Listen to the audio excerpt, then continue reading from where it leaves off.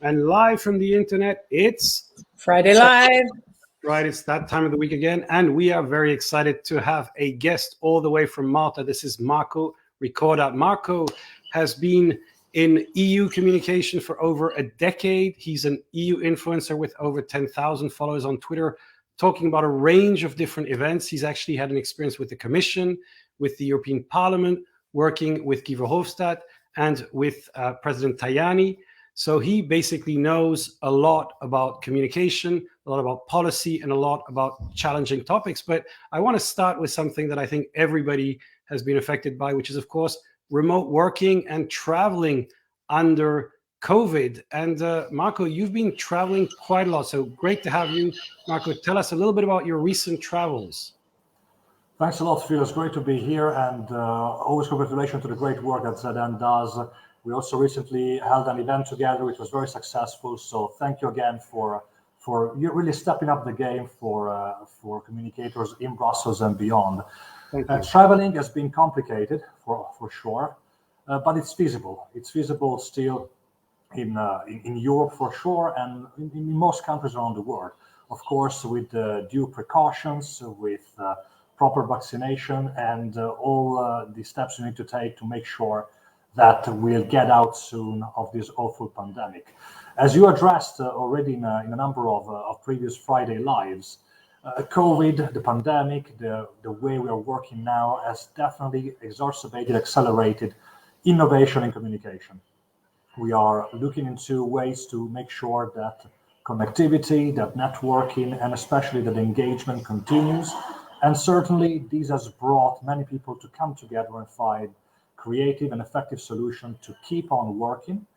I think fairly this is working successfully, but of course there will be a lot of challenges coming up and a new set of innovations that I think we'll be discussing throughout this meeting today. Yeah, and you've been traveling quite a bit, I think more than a lot of people, because, obviously it's been quite challenging to travel right now. I was actually in India for 3 months earlier this year. And the first thing I do when I travel is to make sure I have a connection. The first thing I do is to say, how can I get in India? It means getting a good 4G card and having them set up and making sure I know the Wi-Fi code. So I'm set up and I can kind of function and communicate. Now, you were telling us that you've been traveling recently to Cuba. Now, a place that must be quite challenging to get an internet connection. And we met actually a few years ago in Egypt, where both of us were connected. Now, how challenging was it to get a connection in Cuba, and how good is the Wi-Fi over there? Wow, Phil, that's quite a story. Well, let me give you a bit of an overview. Maybe some of you have traveled to Cuba before the pandemic, and in the total, let's say, hype of the tourism activity that the country received after 1992, especially when the country opened up to tourism. Things are very different today. You should just learn that Cuba introduced free access to the internet just in 2018. It might sound really anachronistic, but today to get internet in Cuba, okay, first you need your SIM card, which is already a mess to get. I'm talking about pre-ordering it online, and then you have to queue for over a day at one of the governmental offices just to pick it up. After that, I guarantee you the connection is not of the best. Then let's say you want to use Wi-Fi, so you can find your hotel or your accommodation. Well, you cannot just connect to the Wi-Fi. You need to go to one of those shops I mentioned earlier, get a card that you scratch, you get 2 codes, and then you get an hour of internet, which you pay something around 25 pesos, and you have 1 hour for you. It's not even by consumption of data. So it was really, really impossible to connect. I had to postpone meetings until I came back to Europe. Apart from that, I have to admit that, for people like us in our field, in communication, digital communication, we always look at innovation. We always look at making a step forward. Let's say that taking a few steps back kind of made us realize how sometimes we might be vulnerable to the absence of something that we now take for granted. Therefore, 2 weeks in a country that I don't know at all, without any access to the internet, was both challenging, was a problem sometimes, but also very enlightening when I came back, and I can now discuss with you and other professionals what it means if, for one reason, we go back to that situation. Can we get used to it? I don't know. What do you think? Yeah, I think it's a very good point. And, we take internet connections for granted now. I mean, it's clearly, something that we basically use all the time. And I've really seen that in India in particular, because I travel there regularly, where before it used to be, trying to get a good connection because things were very unstable. And we had a whole series of steps to do. Sometimes it used to be internet cafes. Then, of course, you started with a SIM card. Now, basically, actually, connections are pretty good, especially in Mumbai. But I still have to spend half a day to get all the cards because I get them for the family and get it all set up. So my first thing and my first priority when I get to it is I want to get my connections set up, because I know that from there I can order my Uber, I can talk to people, I can check things. So it's really key to get that set up. And I think, for me, it was very apparent because I was starting my business when the internet was non-existent in India, and when really things were starting. And I kept thinking it would be so fantastic to have, Google Maps, to know where you're going, to have WhatsApp to chat with people, which is now pretty much universal. So basically, I think we don't realize how practical it is to have this. And for me, it's kind of number one priority whenever I go somewhere. I want to get my connection. I think even for safety reasons, just so that you're safe. So I think we don't realize, and especially in Europe with, for example, free roaming. I mean, the fact that we don't have to think about it. I was actually about to go to Switzerland and realize, that I don't have free roaming there. So I have to figure out, what are the rules there. And then again, it's like, well, I have Wi-Fi. So again, having the internet everywhere changes a lot. And I think we've all been, immersed into the internet. So maybe you got a bit of a digital detox in Cuba, which can always be good for your New Year's resolutions. But at the same time, I think every communicator has had to learn to do better with communication. By the way, Jesus says hi. Gaia also says happy Friday, and Gabrielle says good afternoon, guys. Happy to see you. So good to have people on the show. Lior, you had a question for Marco. Yeah, it's a good segue to what I wanted to ask Marco.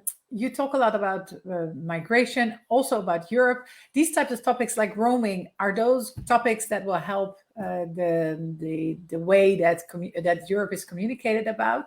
And what sort of generic tips do you have for people to avoid the negative conversation and instead communicate properly? How did you become an EU influencer? There's a lot of questions. Maybe you can pick one. Well, oh my God. Let's start with one. Migration, I don't think there is, there isn't an actual need to try and tame negative comments. I don't think that should be pursued. I think that people at all levels of government and governance or of knowledge should express their concerns, and it is the duty of institutions to listen.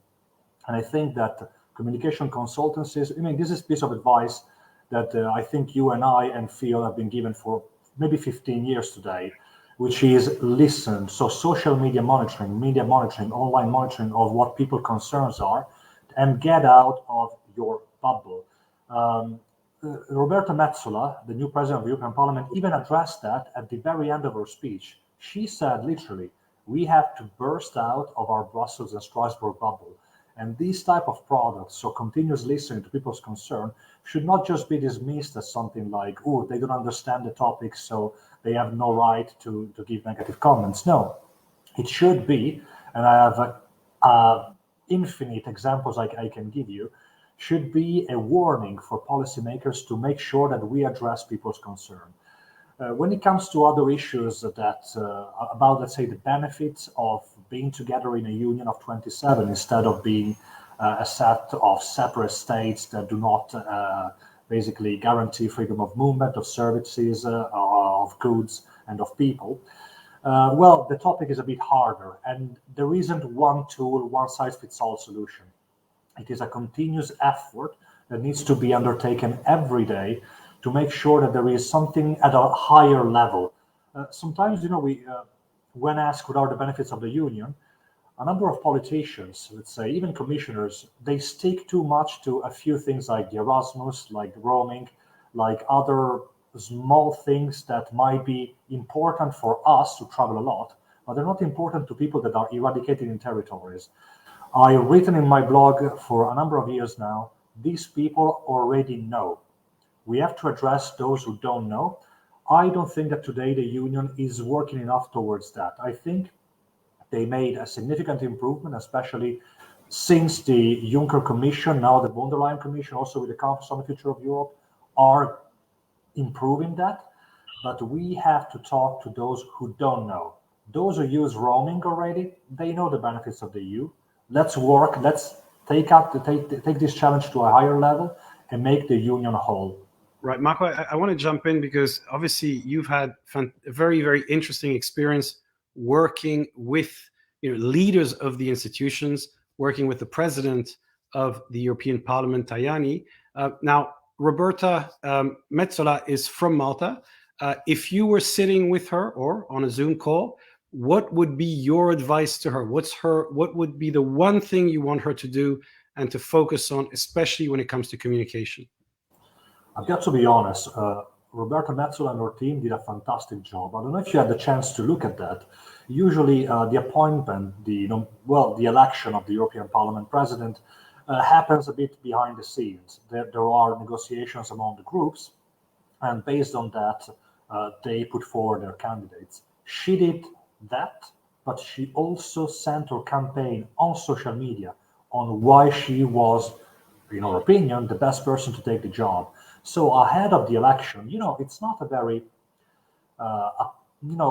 few people in overall Europe know how the European Parliament works, but she made the effort, and the results you can see, the amount of likes and engagement activity is quite extraordinary. She made the effort to tell people all around Europe why she was running, and that is something that her predecessors did not. So I think she was very revolutionary on that. I think she's also, we have to understand that I don't think that, let's say, age is a determinant, but she's 43. She's 43 years old. I think she's the youngest ever president of the parliament.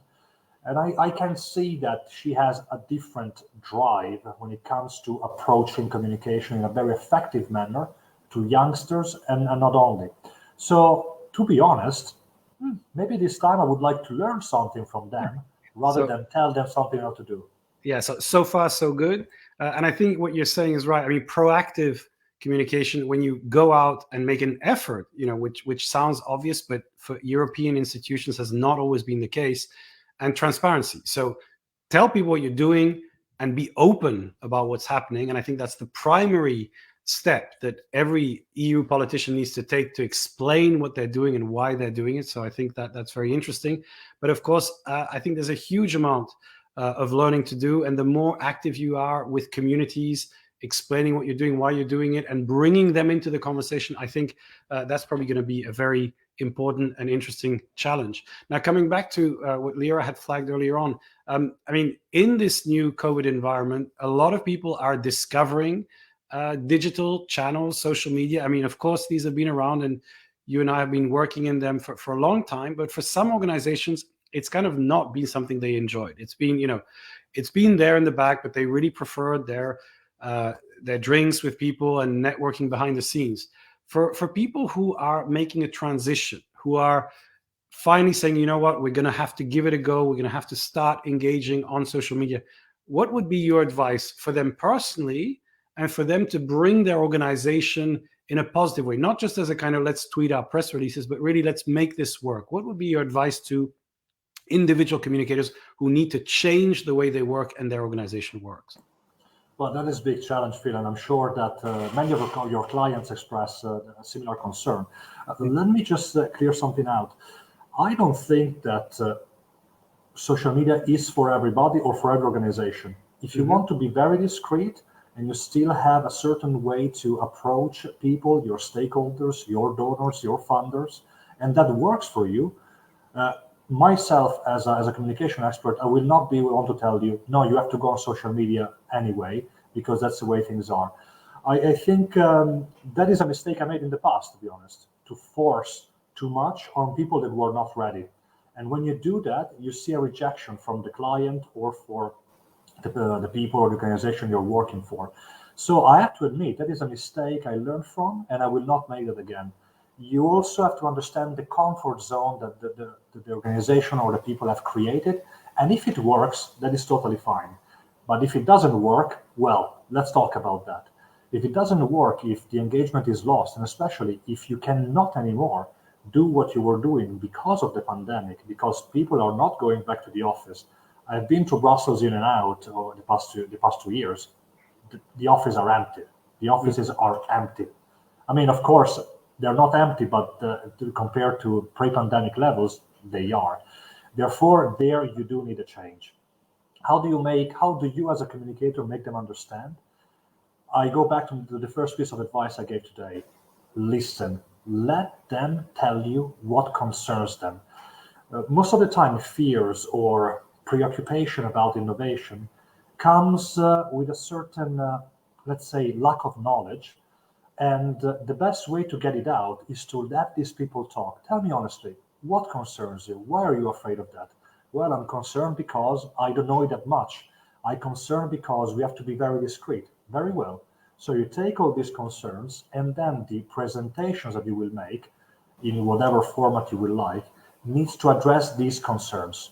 Do not just go full frontal and tell them that is just what we need to do, take it or leave it. They will take it very wrong. So be subtle in your approach, be diplomatic, and first of all, as I always say, listen and address their concerns first. They will welcome you with open arms. Yeah, no, I think you're absolutely right. And that's often something that we say the first step is listening. So listening, analyzing the conversation, seeing what relates to you. Now, in terms of the clients, organizations that you're right. I think they need to know, is there a need for communication? Now, I'm kind of biased, of course, because our business is digital communication. And so we go to our clients and say, look, we believe that digital communication is important. I also believe that, and this is, something to consider, but if your organization doesn't want to communicate, you have to ask yourself why. What is it that you're hiding? And, why are you so uncomfortable with what you're doing that you feel, and there are some industries that are doing things that, I personally would find pretty disturbing.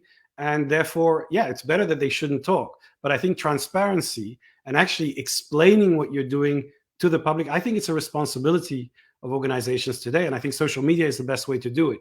So for me, if you're an organization that's doing something so secretive that you think that the idea of communicating to the outside world somehow scares you, you have to ask yourself, why am I in this organization? And why are they doing something that they don't want anyone to know about? So and of course, you might have a legitimate reason if you're working for the CIA or for some secret operation. But I think in most cases, you have a public responsibility. You're not an undercover organization. And the best way to communicate today, I believe, is social media. And indeed, to avoid other people telling your story, which is maybe organizations that completely disagree with you, I think you need to be part of that conversation. So I think, it's food for thought. Now, I want to come to the question of, what happens next? We've had COVID. We're all now doing online communication. We're doing Zoom calls, team calls, StreamYard calls like here. But of course, the next step, according to what you read and what I believe is what some people are describing as Web 3.0 or the Metaverse. We've been, exploring this, playing with it, with Oculus headsets, etc. How soon and how significant do you think the shift to the Metaverse is going to be? That's a great question. We are already living in the Metaverse. We are already living in a sort of parallel universe where we exchange only digitally. I gotta tell you, it scares me a little bit. Also one of the great things about Brussels is to meet people in person and have an honest exchange about and explain our differences about the future of Europe, the future of policymaking. It's definitely not a matter of if; it's a matter of when. And there's been a lot of investment recently into this field. Let us not forget that just a couple of months ago, the Facebook company became Meta. That is not a coincidence. That means there will be significant investments into development of the metaverse. Probably it's going to be a number of metaverses. Microsoft will have its own metaverse. Amazon will have its own metaverse. Maybe in a way, Tesla will have its own metaverse with cars connecting through a new digital space. But what is quite interesting is definitely going beyond anything we could ever imagine. Let me give an example. There are investors and venture capitalists buying real estate in the metaverse. We're talking about buying real estate where there will be a new life in the metaverse. The evolution of that could be absolutely infinite. I think it will be sooner than we think, and I think that the past 2 years have propelled more development of these new metaverse. Of course, what we have to look at is the way companies evolve and the way companies buy out other companies. Facebook now has a sort of monopoly when it comes to social networking. But also, let's think about something. I mean, Phil, you and I, if we look at the past 15 years, there hasn't been that much of a change, in my opinion. You know, we still have Twitter, we still have Facebook, we have Instagram, we still have LinkedIn. The only big player has been TikTok. There have been other players around the way that have tried to develop a new feature, but then this feature was bought by Facebook straight away. First, I'm referring to Snapchat. Snapchat has seen this huge thing, and after 6 months, pretty much Facebook and Instagram and WhatsApp, guess they're all part of Meta now. They started developing stories, which basically made Snapchat obsolete. So is it going to be the same with TikTok? That's possible, but we're also facing a new Chinese giant.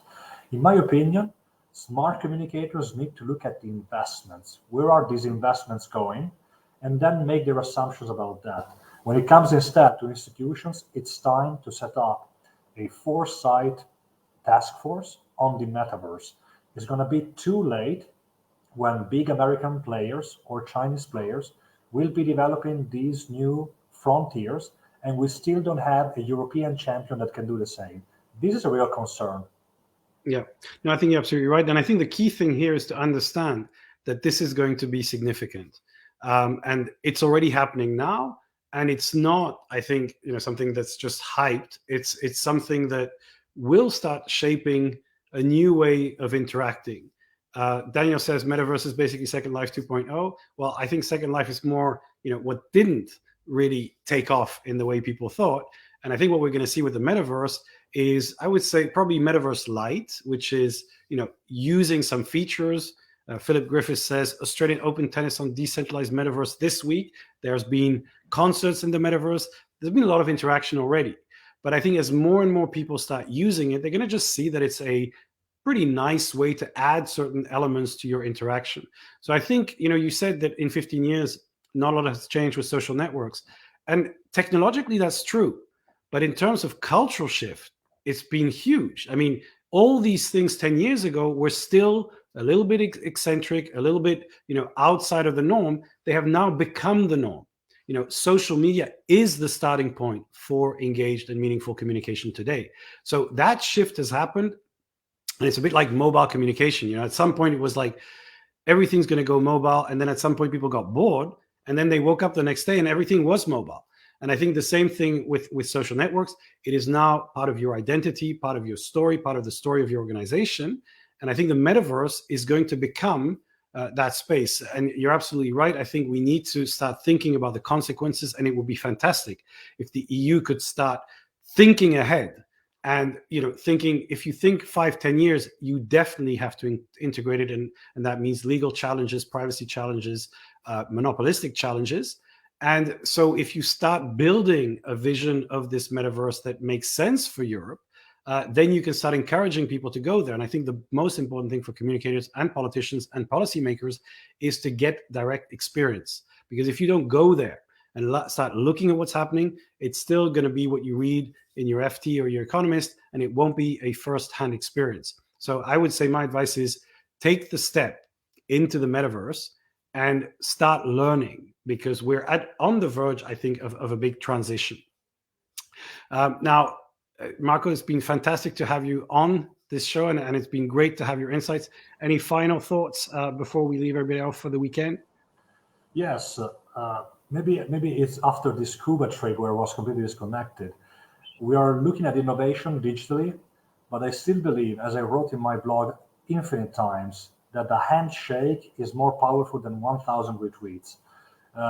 I think that some people, some communicators, some public affairs experts will go back to physical meetings because the connection is way stronger. And I do encourage communicators to take that step because we have gotten a bit lazy. We've gotten a bit lazy in our houses, on our couches, on our desks, not having the trouble to commute to work, but building connections humanely is a lot more important than digitally, in my opinion, when it comes to the strength of the connection, not the volume, not the amount of connection that have been built. So I would suggest a 50-50 strategy, 50-50 human, 50-50 digitally. Of course, it's going to be different numbers, but our job, our profession, our identity is also based on that. Let's not forget it.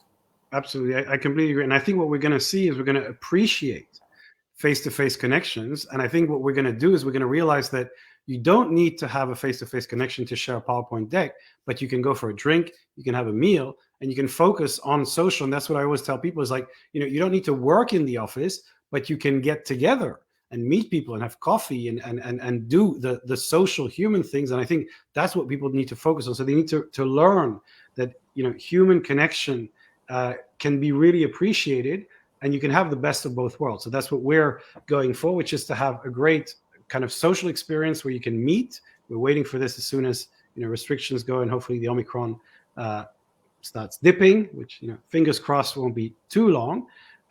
However, I think we're also going to get a far more efficient, far less commute. So having qualitative. Phil, I'm not ready for a steak dinner in the metaverse yet. Well, we'll see, because I think Jesus, as he rightly says, we're going to start metaverse meetings without steak, but that would be a great way to get people together. So watch this space. But in the meantime, Marco, thank you so much for making time and sharing these great insights. Have a great weekend in Malta, and looking forward to hearing more from your experiences in Cuba. Leora. And less commuting, more traveling. That's what I want. Absolutely. And less boring meetings and more fun experiences. Exactly. It's the best of everything. Thank you so much, Thanks to you all. Thanks to you all, and keep up the good work. Have a great week. Marco. Thank you so much. Bye-bye. Bye. everyone.